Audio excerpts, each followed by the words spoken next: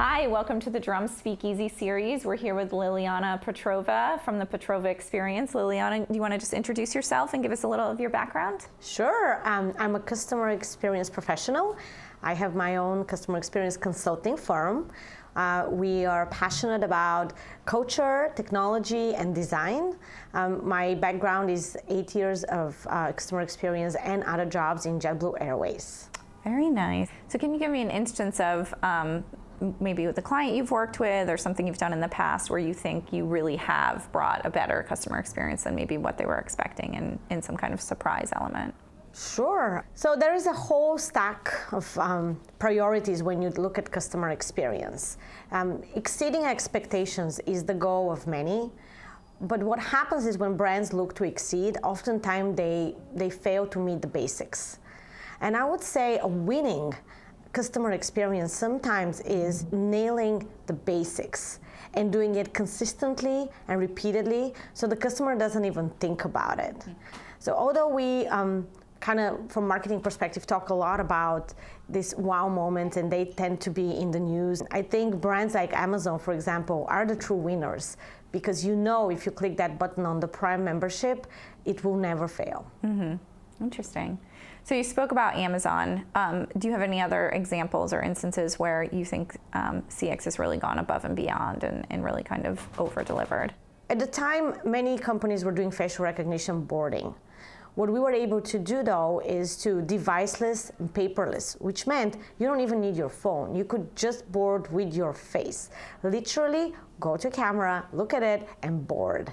Wow. That was never achieved before, and it was not expected either. Mm-hmm. I think overall, the audience and the consumer expected that there will be some sort of friction. We eliminated all friction and really created, I used to call it the fifth element for those who have seen the movie.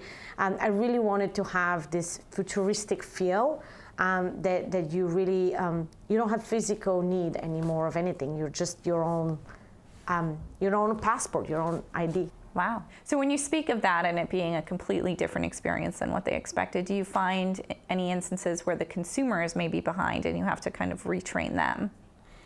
My experience from deploying, check-in experiences that are very different, boarding that are kind of like regular day-to-day transactions that consumers have.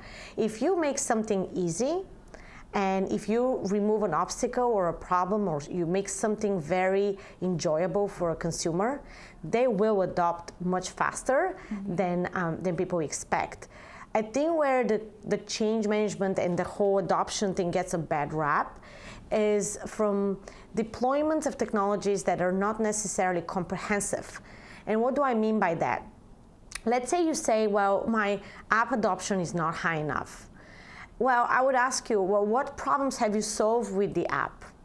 What exactly have you removed from the journey or the tasks of the consumer that the app is so valuable to be adopted? Great, nice. And now, looking into 2020, is there anything that you see that you know is going to be a particular challenge for maybe some of your clients or some of the brands you work with? I think Omni-Channel and cross-channel experiences will be the new frontier where everybody will struggle. Omni-channel is, as somebody recently told me, is mono-channel. And we talk about omni-channel, but by definition, when we use this word, we imply that there are different channels and that you cross them as a consumer. The magic, the true magic, and the great experience will happen when brands are able to make this invisible and when the consumer is able to see the brand as one channel, and on the back end, the complexity of that cross and transition happens in a very seamless way. I love that idea of mono-channel. Yeah, that's really interesting. And I love what you said earlier, too, about kind of understanding that you can put the tools out there and you can improve the experience, but it has to have a purpose. So you spoke about the app, and that was really interesting, that it wasn't additive. It was another channel, it was another option, but it wasn't doing anything more. So they really all have to have a purpose and a reason that's improving the experience. Well, Liliana, it's been really great having you here. I appreciate you coming to the Drum Speakeasy series. Thank you very much. Thank you. It's been great meeting you.